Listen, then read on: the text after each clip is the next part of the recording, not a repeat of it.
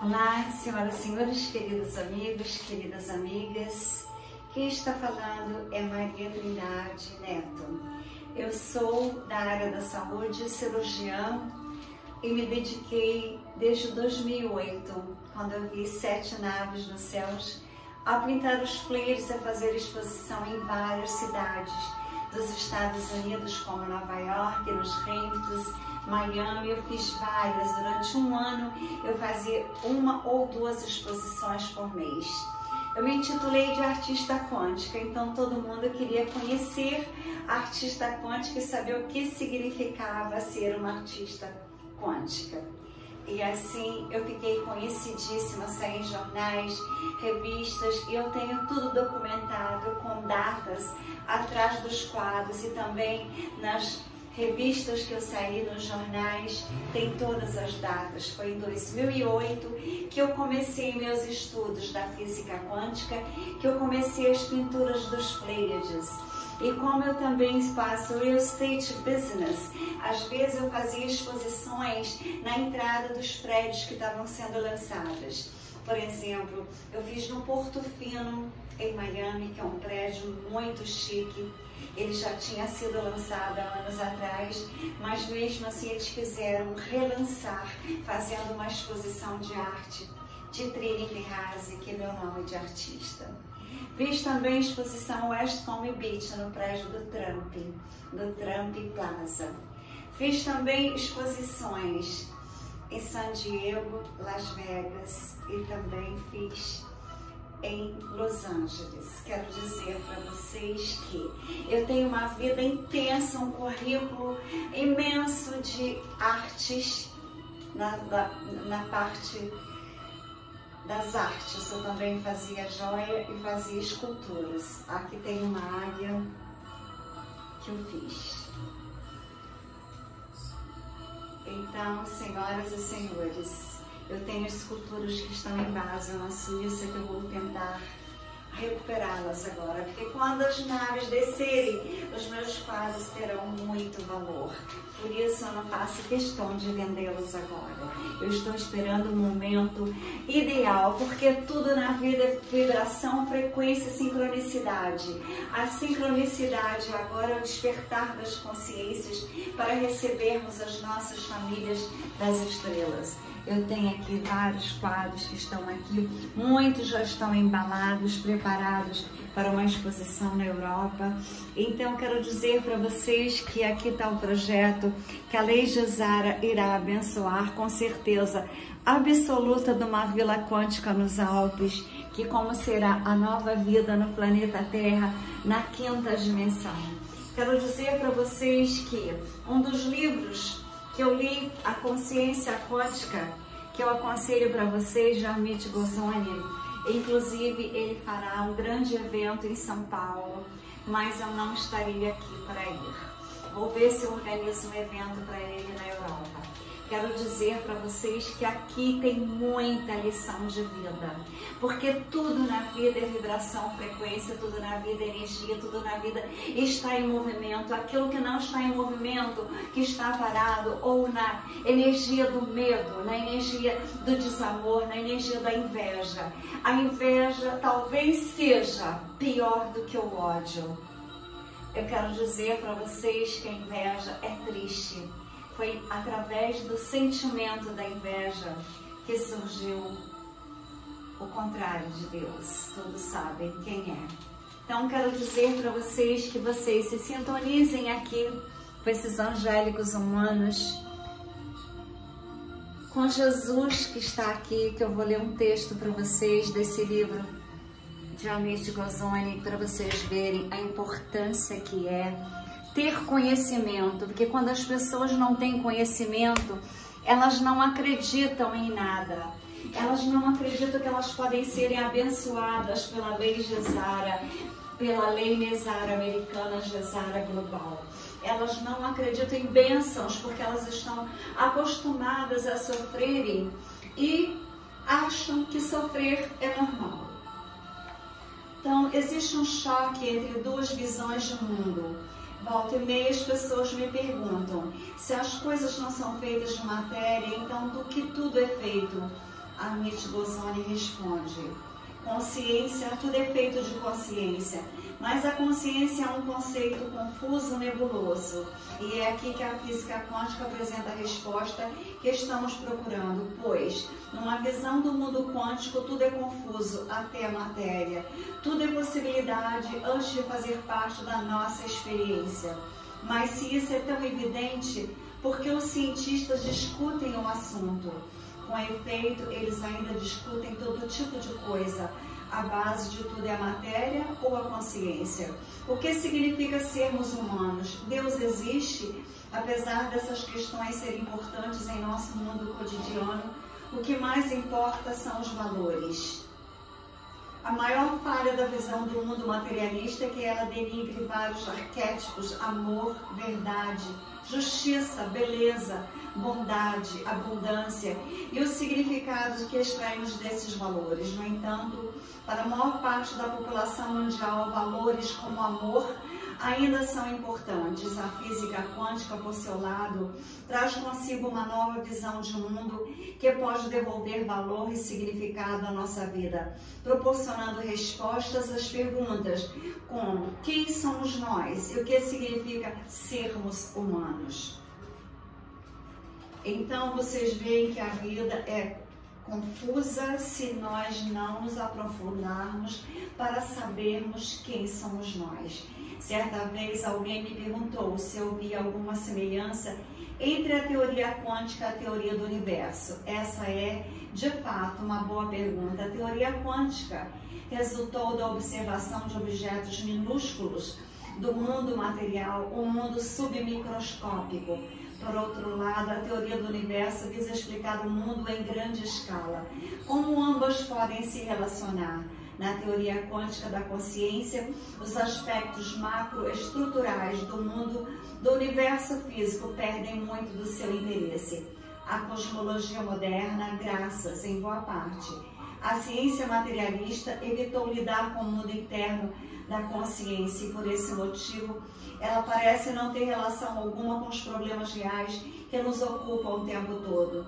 Mas os conceitos da cosmologia moderna são meras distrações, não muito diferentes da preocupação dos pensadores cristãos medievais em descobrir quantos anjos podiam dançar sobre a cabeça de um alfinete. Acho interessante notar que os materialistas científicos costumam propor seus próprios deuses tão excitantes. Todo o conhecimento exótico que temos hoje acerca do espaço exterior tornou-se um substituto moderno para os deuses das antigas religiões. Desde os arquétipos de Platão até os anjos do cristianismo e os deuses hindus mais humanos como Shiva.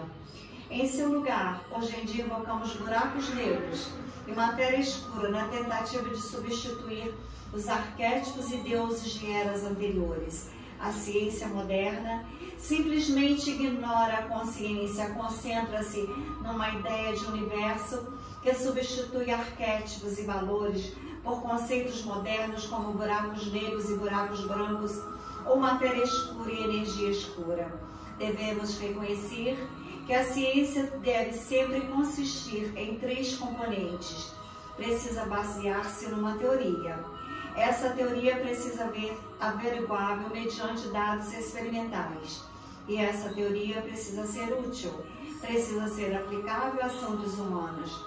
Enquanto os estudos da consciência estão produzindo agora temas dignos de investigação, tecnologicamente úteis, experimentalmente verificáveis, a ciência materialista moderna envolve-se mais e mais com objetos de investigação inúteis e não averiguáveis. Assim, temas que antes eram considerados mais esotéricos e menos científicos estão se tornando mais úteis e mais científicos. Ao mesmo tempo, aquilo que antes era ciência pragmática está se tornando mais abstrata, menos útil, assemelhando-se mais às antigas tradições espirituais, e as tradições espirituais estão se parecendo mais com a ciência. A ciência e a espiritualidade se fundem. O que é a consciência? Os materialistas científicos tendem a tratar a consciência como um pressuposto linguístico, Temos sujeitos e predicados na língua, mas a ciência afirma que podemos viver sem os sujeitos.